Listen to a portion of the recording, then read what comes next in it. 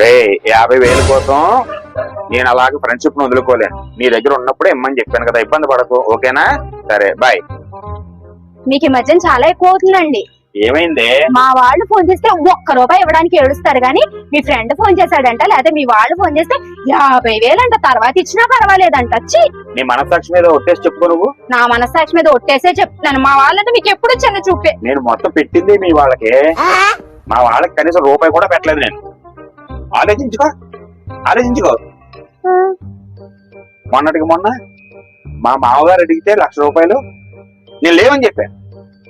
అదే మీ మామగారు అడిగితే ఇంకో చోట అప్పు చేసైనా పట్టుకొచ్చి ఇచ్చా ₹1,00,000. మా అత్తగారు అల్లుడు షాప్కి తీసుకెళ్ళు అంటే నాకు ఖాళీ లేదని చెప్పాను. అదే మీ అత్తగారు అడిగితే నా పళ్ళన్ని ఆపేసుకుని మరీ వెళ్ళాను షాపింగ్ కి.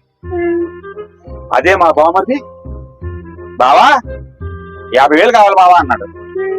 లేవు అని చెప్పి ఎంత కటువుగా చెప్పాను తెలుసా? ఆ బాధ నాకు తెలుసు.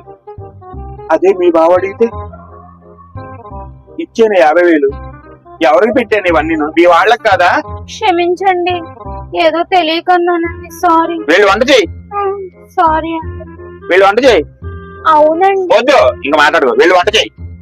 కొత్త పెట్టింది మీ వాళ్ళకి, కొత్త మీ వాళ్ళకి పెట్టా. మా అత్త అంటే